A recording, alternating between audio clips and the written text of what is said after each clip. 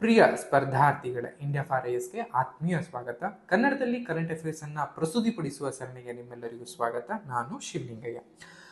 ಭಾರತದ ಮಾನ್ಯ ಪ್ರಧಾನಮಂತ್ರಿಗಳಾದಂತಹ ನರೇಂದ್ರ ಮೋದಿ ಅವರು 3 ದಿನಗಳ ಒಂದು 3 ರಾಷ್ಟ್ರಗಳ ಭೇಟಿಯನ್ನು ಕೊಟ್ಟಿರ್ತಾರೆ. ಇತ್ತೀಚೆಗೆ ನಿಮಗೆಲ್ಲ ಗೊತ್ತಿರೋ ಹಾಗೆ ಜೋರ್ಡನ್ ಆಗಿರ್ಬೋದು, ಒಮನ್ ಆಗಿರ್ಬೋದು ಮತ್ತು ಇಥಿಯೋಪಿಯಾ ರಾಷ್ಟ್ರಗಳಿಗೆ ದ್ವಿಪಕ್ಷೀಯ ಭೇಟಿಯನ್ನು ಕೊಡಲಾಗಿರುತ್ತೆ. ಅದರಲ್ಲೂ ಕೂಡ ನಮಗೆ ಮುಖ್ಯವಾಗಿ ಇಥಿಯೋಪಿಯಾ ದೇಶಕ್ಕೆ ಅವರ ಭೇಟಿ ತುಂಬಾನೇ ಆರ್ಥಿಕವಾಗಿ ಮಹತ್ವದ್ದಾಗಿರುತ್ತೆ. ಅದಕ್ಕೆ ಸಂಬಂಧಪಟ್ಟಂತಹ ಮಾಹಿತಿಯನ್ನ ನೋಡ್ತಾ ಹೋಗೋಣ. ಸೊ ಅದರ ಜೊತೆಗೆ ಮುಖ್ಯವಾಗಿ ಇಥಿಯೋಪಿಯಾದ ಅತ್ಯುನ್ನತ ನಾಗರಿಕ ಪ್ರಶಸ್ತಿಯಾದಂತಹ the Great Honour Nishan of Ethiopia ಅನ್ನುವಂತಹ ಒಂದು ಪ್ರಶಸ್ತಿಯನ್ನು ಕೂಡ ಅಲ್ಲಿನ ಅಥವಾ ಇಥಿಯೋಪಿಯಾದ ಪ್ರಧಾನಿಯಾದಂತಹ ಅಥವಾ ನೊಬೆಲ್ ಶಾಂತಿ ಪ್ರಶಸ್ತಿಯ ಪುರಸ್ಕೃತರಾದಂತಹ ಅಬಿ ಅಹಮ್ಮದ್ ಅಲಿ ಅವರು ಅವರ ಇಥಿಯೋಪಿಯಾ ರಾಜಧಾನಿಯಲ್ಲಿ ಪ್ರಧಾನವನ್ನ ಮಾಡಲಾಯಿತು. ಅದ್ರ ಜೊತೆಗೆ ಹೆಚ್ಚಿನ ಇಂಟಕ್ಕೂ ಹೆಚ್ಚು ಎಕನಾಮಿಕ್ ಒಪ್ಪಂದಗಳಾಗಿರ್ಬೋದು, MOUಗಳಾಗಿರ್ಬೋದು, ಎಲ್ಲೂ ಕೂಡ ಸಹಿಯನ್ನ ಹಾಕಲಾಗಿತ್ತು. ಅಂದ್ರೆ ಆರ್ಥಿಕವಾಗಿ ತುಂಬಾನೇ ಇಂಪಾರ್ಟೆಂಟ್ ಆದಂತಹ ಒಂದು ದ್ವಿಪಕ್ಷೀಯ ಭೇಟಿ ಆಗಿರುತ್ತೆ. ಅದಕ್ಕೆ ಸಂಬಂಧಪಟ್ಟಂತೆ ಈ ವಿಡಿಯೋದಲ್ಲಿ ನೋಡ್ತಾ ಹೋಗೋಣ. ಸೊ ಮೊದಲಿಗೆ ಪ್ರಧಾನಿ ಮೋದಿಯವರ 2025ರ ಈ ಇಥಿಯೋಪಿಯಾದ ಒಂದು ಭೇಟಿ ಏನಿರುತ್ತೆ ಅದರ ಮುಖ್ಯವಾದಂತಹ ಫಲಿತಾಂಶಗಳು ಯಾವ್ಯಾವು ಅಂತ ನೋಡ್ತಾ ಬಂದಾಗ ಮುಖ್ಯವಾಗಿರುವಂಥದ್ದು ನಮಗೆ ಕಾರ್ಯತಂತ್ರದ ಒಂದು ಪಾಲುದಾರಿಕೆ ಅಂತ ಕರಿತಾ ಬರ್ತೀವಿ. ಅಂದ್ರೆ ರಾಜತಾಂತ್ರಿಕವಾಗಿ ಇರುವಂತಹ ರಾಜತಾಂತ್ರಿಕತೆ ಆಗಿರ್ಬೋದು, ಅಥವಾ ರಕ್ಷಣೆಗೆ ಸಂಬಂಧಪಟ್ಟ ಹಾಗೆ, ಅಥವಾ ಆರ್ಥಿಕತೆಗೆ ಸಂಬಂಧಪಟ್ಟ ಹಾಗೆ, ತಂತ್ರಜ್ಞಾನ ಮತ್ತು ಅಭಿವೃದ್ಧಿಯಾದಂತಹ ಆದ್ಯಂತ ಇರುವಂತಹ ಕೋಆಪರೇಷನ್ ಅನ್ನ ವಿಸ್ತರಿಸುವಂಥದ್ದು. ಅಂದ್ರೆ ನಮ್ಮಲ್ಲಿ ದೇಶಗಳ ನಡುವೆ ಇರುವಂತಹ ರಾಜತಾಂತ್ರಿಕತೆ ಆಗಿರ್ಬೋದು, ಅಥವಾ ಸೆಕ್ಯೂರಿಟಿ ಅಥವಾ ಮಿಲಿಟರಿಗೆ ಸಂಬಂಧಪಟ್ಟ ಹಾಗೆ ಆಗಿರ್ಬೋದು, ಎಕನಾಮಿಗೆ ಅಥವಾ ಟೆಕ್ನಾಲಜಿಗೆ ಅಥವಾ ಅಭಿವೃದ್ಧಿಗೆ, ಇವೆಲ್ಲವೂ ಕೂಡ ಗೊತ್ತಿರೋ ಹಾಗೆ ನಮ್ಮಲ್ಲಿ ಇರುವಂತಹ ಸಹಕಾರಗಳಿರ್ತವೆ ಅದನ್ನ ಹೆಚ್ಚಳ ಮಾಡುವಂಥದ್ದು ಕೆಲಸವನ್ನ ಮಾಡ್ತಾ ಬಂದಿರ್ತಾರೆ. ಅದ್ರ ಜೊತೆಗೆ ಎರಡೂ ರಾಷ್ಟ್ರಗಳು ಪ್ರಾದೇಶಿಕ ಶಾಂತಿಯನ್ನ ಅಥವಾ ಭಯೋತ್ಪಾದನೆ ನಿಗ್ರಹವನ್ನ ಮತ್ತು ಜಾಗತಿಕ ದಕ್ಷಿಣ ಅಂತ ನಾವೇನ್ ಕರಿತೀವಿ, ಅಂದ್ರೆ ಸದರ್ನ್ ವರ್ಲ್ಡ್ ಅಂತ ನಾವೇನ್ ಕರ್ಕೊಳ್ತೀವಿ, ಅದು ಜಾಗತಿಕ ದಕ್ಷಿಣ ಅನ್ನುವಂಥದ್ದು ಅದರ ಆದ್ಯತೆಗಳನ್ನ ಒತ್ತಿ ಹೇಳುವಂತಹ ಅಂಶಗಳನ್ನ ಈ ಎರಡೂ ದೇಶಗಳು ಮಾಡ್ತಾ ಬಂದಿದ್ದಾವೆ.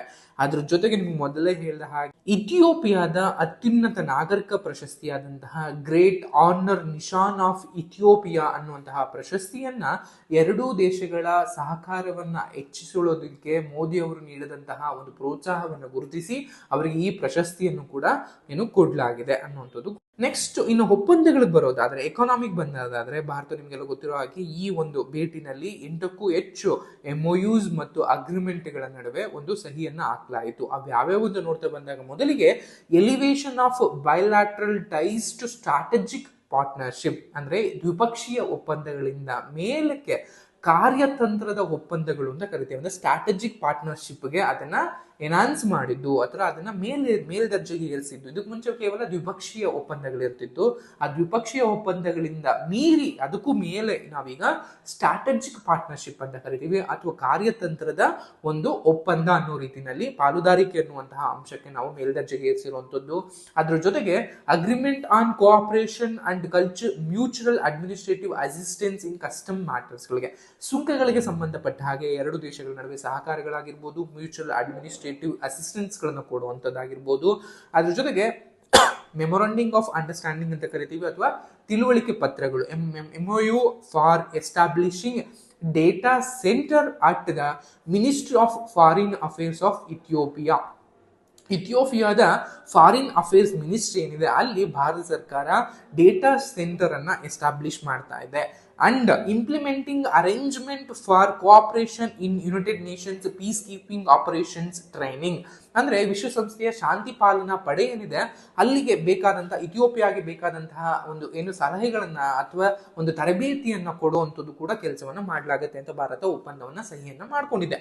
Signing the MOU on depth reconstructing in respect of Ethiopia under G20 common frame work ಅಂತ ಕರಿತೀವಿ. ಅಂದ್ರೆ G20 ಕಾಮನ್ ಫ್ರೇಮ್ ವರ್ಕ್ ಅನ್ನುವಂಥದ್ದು 20 ರಾಷ್ಟ್ರಗಳು ಸೇರ್ಕೊಂಡು ಮಾಡ್ಕೊಂಡಿರುವಂತಹ ಒಂದಷ್ಟು ಫ್ರೇಮ್ ವರ್ಕ್ ಗಳಾಗಿರ್ತವೆ. ಅದರ ಅಡಿನಲ್ಲಿ ಈ ಸಾಲಗಳ ಪುನರ್ರಚನೆ ಅಂತ ಕರಿತೀವಿ. ಅಂದ್ರೆ ಅಭಿವೃದ್ಧಿ ಹೊಂದಿದಂತಹ ರಾಷ್ಟ್ರಗಳು ಕಡಿಮೆ ಅಭಿವೃದ್ಧಿ ಹೊಂದಿರುವ ಅಥವಾ ಅಭಿವೃದ್ಧಿಶೀಲ ರಾಷ್ಟ್ರಗಳಿಗೆ ಒಂದಷ್ಟು ಸಾಲಗಳನ್ನ ಕೊಡ್ತಾ ಬರ್ತವೆ. ಆ ಸಾಲಗಳನ್ನ ರೀಕನ್ಸ್ಟ್ರಕ್ಟ್ ಮಾಡುವಂತಹ, ಅಂದ್ರೆ ಎಕ್ಸ್ಪೈರಿ ಡೇಟ್ ಏನಿರ್ತವೆ ಅದನ್ನ ಇನ್ನೊಂದಷ್ಟು ಮುಂದಕ್ಕೆ ಹಾಕುವಂತಹ ಏನು ಸಬ್ಸಿಡಿಯನ್ನು ಕೊಡುವಂತಹ ಕೆಲಸಗಳನ್ನ ಮಾಡ್ತಾ ಬರ್ತವೆ. ಇದನ್ನ ನಾವು MOU ಆನ್ ಡೆಪ್ತ್ ರೀಕನ್ಸ್ಟ್ರಕ್ಟಿಂಗ್ ಅನ್ನು ಕೂಡ ನಾವು ಇಥಿಯೋಪಿಯಾ ಜೊತೆ ಮಾಡ್ಕೊಂಡಿದೀವಿ.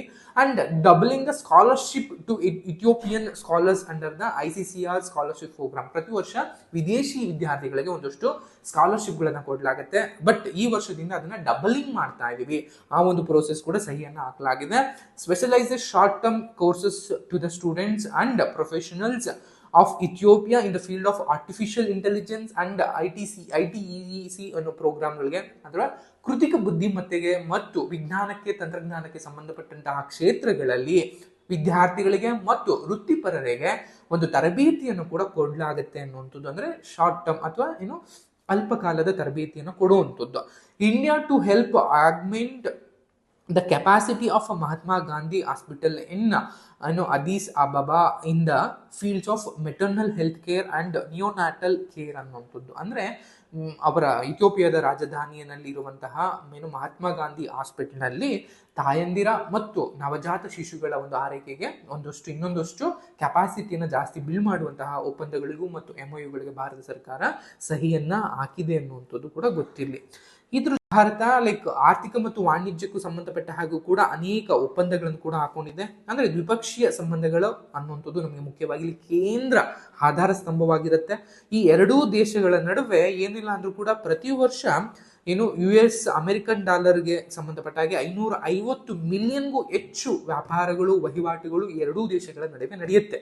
ಭಾರತದಿಂದ ರಫ್ತಾಗುವಂಥದ್ದು ಈ ಮುಖ್ಯವಾಗಿ ರಾಷ್ಟ್ರಕ್ಕೆ 476 ಮಿಲಿಯನ್ US ಭಾರತದ ರಫ್ತನ್ನು ಮಾಡುತ್ತೆ ಇಥಿಯೋಪಿಯಾ ರಾಷ್ಟ್ರಕ್ಕೆ. ಹಾಗೆ ಇಥಿಯೋಪಿಯಾ ರಾಷ್ಟ್ರದಿಂದ ಭಾರತಕ್ಕೆ ಆಮದಾಗುವಂತಹ ಒಂದು ಪ್ರಮಾಣವನ್ನು ನೋಡೋದಾದ್ರೆ 73.38 ಮಿಲಿಯನ್ US ಭಾರತ ಇಥಿಯೋಪಿಯಾದಿಂದ ರಫ್ತನ್ನು ಮಾಡ್ಕೊಳ್ಳುತ್ತೆ ಅನ್ನೋದು ಕೂಡ ಗೊತ್ತಿರಬೇಕಾಗತ್ತೆ. ಈ ವ್ಯಾಪಾರ ಸಂಬಂಧವು ಮುಖ್ಯವಾಗಿ ರಫ್ತು ಚಾಲಿತವಾಗಿರುತ್ತೆ. ಯಾಕಂದ್ರೆ ಭಾರತಕ್ಕೆ ಈ ಒಂದು ಇಥಿಯೋಪಿಯಾ ಅನ್ನುವಂಥದ್ದು ರಫ್ತು ಮಾಡೋದಕ್ಕೆ ಹೆಚ್ಚಿನ ಒಂದು ಸ್ಥಳ ಆಗಿರುತ್ತೆ ಅನ್ನುವಂಥದ್ದು. ಭಾರತೀಯ ಸರಕುಗಳಿಗೆ ಮಾರುಕಟ್ಟೆಯಾಗಿ ಇಥಿಯೋಪಿಯಾ ಪ್ರಾಮುಖ್ಯತೆಯನ್ನು ಹೊಂದಿದೆ ಅನ್ನುವಂಥದ್ದು. ಕಡಿಮೆ ಅಭಿವೃದ್ಧಿ ಹೊಂದಿದ ದೇಶಗಳಿಗೆ ಅಥವಾ ಲೋ ಇನ್ಕಮ್ ಕಂಟ್ರೀಸ್ ಅಂತ ನಾವೇನ್ ಕರಿತೀವಿ, ಆ ಒಂದು ಸ್ಕೀಮ್ ಅಂಡರ್ ನಲ್ಲಿ ಭಾರತದ ಸುಂಕ ಮುಕ್ತ ಸುಂಕ ಆದ್ಯತೆ ಯೋಜನೆಯಲ್ಲಿ ಇಥಿಯೋಪಿಯಾ ತುಂಬಾನೇ ಪ್ರಯೋಜನವನ್ನ ಪಡ್ಕೋತಾ ಇದೆ ಅನ್ನುವಂಥದ್ದು ಕೂಡ ಗೊತ್ತಿರಲಿ. ಅಂಡ್ ಇಥಿಯೋಪಿಯಾದಿಂದ ನಾವು ಇಥಿಯೋಪಿಯಾಗೆ ಎಕ್ಸ್ಪೋರ್ಟ್ ಏನ್ ಮಾಡ್ತೀವಿ ಅಂಡ್ ಇಂಪೋರ್ಟ್ ಏನ್ ಮಾಡ್ತೀವಿ ಅಂತ ನೋಡ್ತಾ ಬಂದಾಗ, ಎಕ್ಸ್ಪೋರ್ಟ್ ಫ್ರಮ್ ಇಂಡಿಯಾ ಟು ಇಥಿಯೋಪಿಯಾಗೆ ಬಂದಾಗ primarily and semi finished iron and steel products ಏನಿರ್ತವೆ, ಡ್ರಗ್ಸ್ಗಳು, ಟ್ಯಾಬ್ಲೆಟ್ಸ್ಗಳು, ಮೆಡಿಸಿನ್ಗಳು, ಫಾರ್ಮಾಸ್ಯೂಟಿಕಲ್ಸ್ಗಳು, ಮೆಷಿನರಿ ಇನ್ಸ್ಟ್ರೂಮೆಂಟ್ಸ್ಗಳು, ಮ್ಯಾನುಫ್ಯಾಕ್ಚರ್ಸ್ ಆಫ್ ಮೆಟಲ್ಗಳನ್ನು ಮುಖ್ಯವಾಗಿ ನಾವು ಇಥಿಯೋಪಿಯಾಗೆ ರಫ್ತನ್ನ ಮಾಡ್ತಾ ಇದೀವಿ. ಅದೇ ರೀತಿನಲ್ಲಿ ಇಥಿಯೋಪಿಯಾದಿಂದ ಭಾರತ ಏನ್ ತರಿಸ್ಕೊಳ್ಳುತ್ತೆ ಅಂತ ಮುಖ್ಯವಾಗಿ ಪಲ್ಸಸ್ಗಳು, ದ್ವಿದಳ ಧಾನ್ಯಗಳಾಗಿರ್ಬೋದು, ಪ್ರೀಶಿಯಸ್ ಮತ್ತು ಸೆಮಿ ಪ್ರೀಶಿಯಸ್ ಸ್ಟೋನ್ಗಳು, ಹವಳಗಳಾಗಿರ್ಬೋದು, ವೆಜಿಟೇಬಲ್ಸ್ ಅಂಡ್ ಸೀಡ್ಸ್ಗಳಾಗಿರ್ಬೋದು, ಲೆದರ್ ಅಂಡ್ ಸ್ಪೈಸಸ್ಗಳಾಗಿರ್ಬೋದು, ಇವನ್ನ ಮುಖ್ಯವಾಗಿ ಭಾರತ ಇಥಿಯೋಪಿಯಾದಿಂದ ತರಿಸ್ಕೊಳ್ತಾ ಬಂತು. ಇದ್ರ ಜೊತೆಗೆ ಮುಖ್ಯವಾಗಿ ಇದಲ್ಲದಲ್ಲೇನು ಕೂಡ ರಕ್ಷಣೆಗೆ ಅಂದ್ರೆ ಸೆಕ್ಯೂರಿಟಿಗೆ, ಭದ್ರತೆಗೆ ಅಥವಾ ಬಹುರಾಷ್ಟ್ರೀಯ ಬಹುಪಕ್ಷೀಯ ಸಹಕಾರಿಗಳಿಗೂ ಕೂಡ ಎರಡೂ ರಾಷ್ಟ್ರಗಳು ಹೋರಾಡ್ತಾ ಇದ್ದಾವೆ ಅನ್ನುವಂಥದ್ದು ನಿಮ್ಗೆಲ್ಲ ಗೊತ್ತಿರಲಿ. ಅಂಡ್ ಜಂಟಿ ರಕ್ಷಣಾ ಸಹಕಾರಕ್ಕೂ ಕೂಡ ಸಭೆಗೂ ಕೂಡ ಸಹಿ ಹಾಕಿದೆ ಅನ್ನುವಂಥದ್ದು.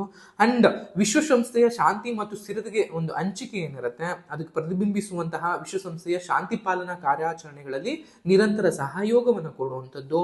ಭಾರತದಲ್ಲಿ ಪಹಲ್ಗಾಮ್ ಭಯೋತ್ಪಾದಕ ದಾಳಿಯ ನಂತರ ಒಗ್ಗಟ್ಟು ಸೇರಿದಂತೆ ಭಯೋತ್ಪಾದನೆಗೆ ಭಾರತದ ಝೀರೋ ಟಾಲರೆನ್ಸ್ ಅಥವಾ ಶೂನ್ಯ ಸಹಿಷ್ಣುತೆಯ ವಿಧಾನಕ್ಕೆ ಇಥಿಯೋಪಿಯಾ ಕೂಡ ಬಲವಾದ ಒಂದು ಬೆಂಬಲವನ್ನ, ಸಪೋರ್ಟ್ ಅನ್ನ ನೀಡುತ್ತಾ ಬಂದಿದೆ. ಇದೆಲ್ಲರ ಜೊತೆಗೆ ಅಂತಾರಾಷ್ಟ್ರೀಯ ಅಥವಾ ಬಹುಪಕ್ಷೀಯ ವೇದಿಕೆಗಳಲ್ಲಿ ಈ ಎರಡೂ ರಾಷ್ಟ್ರಗಳು ವರ್ಧಿತ ಸಮನ್ವಯವನ್ನ ಹೊಂದಿದವೆ. ಅವು ಯಾವ್ಯಾವು ಅಂತ ನೋಡ್ತಾ ಬಂದಾಗ ವಿಶ್ವಸಂಸ್ಥೆ ಆಗಿರ್ಬೋದು, ಯುನೈಟೆಡ್ ನೇಷನ್ಸ್ ಆಗಿರ್ಬೋದು, ಬ್ರಿಕ್ಸ್ ಆಗಿರ್ಬೋದು, ಅಥವಾ African union with Indian Bharat African union ಜೊತೆ ಒಂದಷ್ಟು ಸಮಾವೇಶಗಳನ್ನು ಹೊಂದುತ್ತೆ. ಅದಾಗಿರ್ಬೋದು ISA ಅಥವಾ IBCA ಅಥವಾ GBA ನಂತಹ ಜಾಗತಿಕ ಉಪಕ್ರಮಗಳಲ್ಲಿ ಭಾರತ ಮತ್ತು ಗಳು ಕಾರ್ಯತಂತ್ರದ ಇದೊಂದಿದೆ. ಅದ್ರ ಜೊತೆಗೆ ಸ್ಟ್ರಾಟಜಿಕಲಿ ತುಂಬಾ ಇಂಪಾರ್ಟೆಂಟ್ ಏನು, ಕಾರ್ಯತಂತ್ರದ ಮಹತ್ವ ಏನು ಅಂತ ನೋಡ್ತಾ ಬಂದಾಗ, ಇಥಿಯೋಪಿಯಾ ಅನ್ನುವಂಥದ್ದು ಆಫ್ರಿಕಾದ 2ನೇ ಅತಿ ಹೆಚ್ಚು ಜನಸಂಖ್ಯೆಯನ್ನು ಹೊಂದಿರುವಂತಹ ದೇಶ. ಅದ್ರ ಜೊತೆಗೆ ಆಫ್ರಿಕನ್ ಯೂನಿಯನ್ ಇರುವಂತಹ ಒಂದು ಪ್ರಧಾನ ಕಚೇರಿ ಏನಿದೆ, ಹೆಡ್ ಕ್ವಾರ್ಟರ್ಸ್ ಕೂಡ ಹೊಂದಿರುವಂತಹ ದೇಶವಾಗಿರುತ್ತೆ. ಈ ಇಥಿಯೋಪಿಯಾ ರಾಷ್ಟ್ರ ನಿಮ್ಗೆ ಅವಾಗಲೇ ಹೇಳಿದಾಗೆ ಇದೊಂದು ಆರ್ನ್ ಆಫ್ ಆಫ್ರಿಕಾದಲ್ಲಿ ಕಂಡು ಬರುವಂತಹ ಮತ್ತು ಏನು ಪ್ರಮುಖ ದೇಶಗಳಲ್ಲಿ ಒಂದಾದಂತಹ ಆಫ್ರಿಕನ್ ದೇಶಗಳಲ್ಲಿ ಒಂದಾಗಿರುತ್ತೆ. ಈ ಇಥಿಯೋಪಿಯಾ ನಿಮ್ಗೆಲ್ಲ ಗೊತ್ತಿರೋ ಆಫ್ರಿಕನ್ ಆರ್ನ್ ಅಂತ ಕರಿತೀವಿ, ಅಂದ್ರೆ ಆಫ್ರಿಕಾದ ಶೃಂಗ ಅಂತಾನು ಕೂಡ ಕರಿತೀವಿ, ಅದು ಕೊಂಬು ಅಂತಾನು ಕೂಡ ಕರಿತೀವಿ. ಸೊ ಇರುವಂತದ್ದು ನಮಗೆ ಪೂರ್ವದ ಸಿಕ್ಕಿನಲ್ಲಿ, ಆಫ್ರಿಕಾ ಖಂಡದ ಪೂರ್ವದಲ್ಲಿ ಕಂಡು ಬರುವಂತದ್ದು. ಅದರಲ್ಲಿ ನಿಮ್ಗೆ ಲೈಕ್ ಈ ಇಥಿಯೋಪಿಯಾ ರಾಷ್ಟ್ರ Eritrea, Djibouti, Somalia, Kenya, Sudan and South Sudan ರಾಷ್ಟ್ರಗಳ ಗಡಿಯನ್ನ, ಅಂತಾರಾಷ್ಟ್ರೀಯ ಗಡಿಯನ್ನ ಹೊಂದಿದೆ ಅನ್ನುವಂಥದ್ದು. ಈ ಇಥಿಯೋಪಿಯಾ ಯಾವುದೇ ರೀತಿಯಾದಂತಹ ಒಂದು ಸಮುದ್ರದ ಗಡಿಯನ್ನ ಹೊಂದಿಲ್ಲ, ಎಲ್ಲವೂ ಕೂಡ ಲ್ಯಾಂಡ್ ಲಾಕ್ಡ್ ಆಗಿರುತ್ತವೆ, ಭೂ ಪ್ರದೇಶಗಳ ಆವೃತ ದೇಶವಾಗಿರುತ್ತೆ. ಅಂಡ್ ಅದ್ರ ಜೊತೆಗೆ ಆಫ್ರಿಕನ್ ಯೂನಿಯನ್ ಏನಿರುತ್ತೆ, ಆ ಆಫ್ರಿಕನ್ ಯೂನಿಯನ್ ನ ಒಂದು ಪ್ರಧಾನ ಕಚೇರಿ, ಅದು ಹೆಡ್ ಕ್ವಾರ್ಟರ್ಸ್ ಕೂಡ ಹೊಂದಿದೆ ಅನ್ನುವಂಥದ್ದು. ಅಂಡ್ ಭಾರತ ಆಗಿರ್ಬೋದು ಅಥವಾ ಈ ಇಥಿಯೋಪಿಯಾ ಆಗಿರ್ಬೋದು, ಎರಡೂ ಕೂಡ ಜಾಗತಿಕ ದಕ್ಷಿಣ ಕಾರ್ಯತಂತ್ರದಲ್ಲಿ ಒಂದು ಪ್ರಮುಖ ಸ್ಥಾನವನ್ನ ಹೊಂದಿದವೆ ಅನ್ನುವಂಥದ್ದು. ಆಫ್ರಿಕಾದ ರಾಜತಾಂತ್ರಿಕ ರಾಜಧಾನಿಯಾಗಿ ಇಥಿಯೋಪಿಯಾ ಅತಿ ಮುಖ್ಯ ಪಾತ್ರವನ್ನು ವಹಿಸುತ್ತೆ ಅನ್ನುವಂಥದ್ದು. ಸಾಗರ ಭದ್ರತೆ ಆಗಿರ್ಬೋದು, ಪ್ರಾದೇಶಿಕ ಸ್ಥಿರತೆ ಆಗಿರ್ಬೋದು, ಈ ಕ್ಷೇತ್ರಗಳಿಗೆ ಬಂದ ಹಾಗೆ ಇದು ನಮಗೆ ಕಾರ್ಯತಂತ್ರದ ಸ್ಥಳವಾಗಿ ಇಥಿಯೋಪಿಯಾ ವರ್ಕ್ ಮಾಡುತ್ತೆ ಅನ್ನುವಂಥದ್ದು. ಅಂಡ್ ಇವೆಲ್ಲವೂ ಕೂಡ ನಮಗೆ ಕಾರ್ಯತಂತ್ರದ ಪಾಲುದಾರಿಕೆಯಲ್ಲಿ ತುಂಬಾನೇ ಅಭಿವೃದ್ಧಿಯಾಗಿ ಇಂಪಾರ್ಟೆಂಟ್ ಆದಂತಹ ನಮಗೆ ರಾಷ್ಟ್ರ ಆಗಿರುತ್ತೆ ಇಥಿಯೋಪಿಯಾ ರಾಷ್ಟ್ರ ಅನ್ನುವಂಥದ್ದು ಗೊತ್ತಿರಲಿ. ಸೊ ಈ ಒಂದು ಭೇಟಿಯ ಮೂಲಕ ಹೆಚ್ಚಿನ ಒಂದು ಸಾಧನೆಯನ್ನ ಮಾಡಲಾಗಿದೆ ಆರ್ಥಿಕತೆಗೆ. ಅದರಲ್ಲೂ ಕೂಡ ಆರ್ಥಿಕತೆಗೆ ಸಂಬಂಧಪಟ್ಟ ಹಾಗೆ ಎರಡೂ ದೇಶಗಳ ನಡುವೆ ಒಂದು ಕೋಆಪರೇಷನ್ಸ್ ಅಂತ ನಾವೇನ್ ಕರಿತೀವಿ, ಅಥವಾ ಹೈ ಲೆವೆಲ್ ಪೊಲಿಟಿಕಲ್ ಎಂಗೇಜ್ಮೆಂಟ್ಗಳಂತ ನಾವೇನ್ ಕರಿತೀವಿ, ಎಲ್ಲೂ ಕೂಡ ಹೆಚ್ಚಿನ ಒಂದು ಇದಾಗಿರುವಂತದ್ದು. ಅಂಡ್ ಭಾರತ ಕೂಡ ನಮಗೆಲ್ಲ ಗೊತ್ತಿರೋ ಹಾಗೆ ಈ ಯುರೋಪಿಯನ್ ಅಥವಾ ಅಮೆರಿಕನ್ ಡಾಮಿನೇಟೆಡ್ ವರ್ಲ್ಡ್ ಏನಿದೆ ಅದನ್ನು ಮೀರಿ ಮಲ್ಟಿ ಪಾರ್ಟಿ ಅಥವಾ ಮಲ್ಟಿ ಪೋಲಾರ್ ಅಥವಾ ಬಹುಪಕ್ಷೀಯ ದೇಶಗಳಿಗೆ ಒಂದು ಕೆಲಸವನ್ನು ಮಾಡುವಂತ ಕೆಲಸಕ್ಕೆ ಈ ಇಥಿಯೋಪಿಯಾ ಕೂಡ ನಮಗೆ ಸಹಾಯ ಮಾಡುತ್ತೆ, ಸಹಕರಿಸುತ್ತೆ ಅನ್ನುವಂಥದ್ದು ನೋಡ್ತಾ ಬರಬೇಕಾಗತ್ತೆ. ಅಂಡ್ ಇದೇ ಭೇಟಿನಲ್ಲಿ ನಿಮ್ಗೆಲ್ಲ ಗೊತ್ತಿರೋ ಹಾಗೆ ಇಥಿಯೋಪಿಯಾದ ಜಂಟಿ ಸಂಸತ್ತಿನಲ್ಲೂ ಕೂಡ ಈ ನಮ್ಮ ದೇಶದ ಮಾನ್ಯ ಪ್ರಧಾನಮಂತ್ರಿಗಳು ಭಾಷಣವನ್ನು ಮಾಡಿದ್ದಾರೆ. ಅದರ ಜೊತೆಗೆ ಆ ರಾಷ್ಟ್ರದ ಒಂದು ಅತ್ಯುನ್ನತ ನಾಗರಿಕ ಪ್ರಶಸ್ತಿಗೂ ಕೂಡ ಭಾಜನರಾಗಿದ್ದಾರೆ. ಇವೆಲ್ಲವೂ ಕೂಡ ಈ ಒಂದು ಭೇಟಿಯ ಮೂಲಕ ಭಾರತದ ಪ್ರಧಾನಮಂತ್ರಿಗಳು ಸಾಧಿಸಿರುವಂತದ್ದು. ಇದಿಷ್ಟು ಈ ವಿಡಿಯೋ ನಿಮ್ಗೆ ಇಷ್ಟ ಆಗಿದೆ ಅಂತ ಭಾವಿಸ್ತಾ ಈ ವಿಡಿಯೋ ಏನ್ ಮಾಡ್ತಾ ಇದ್ದೀನಿ. Thank you.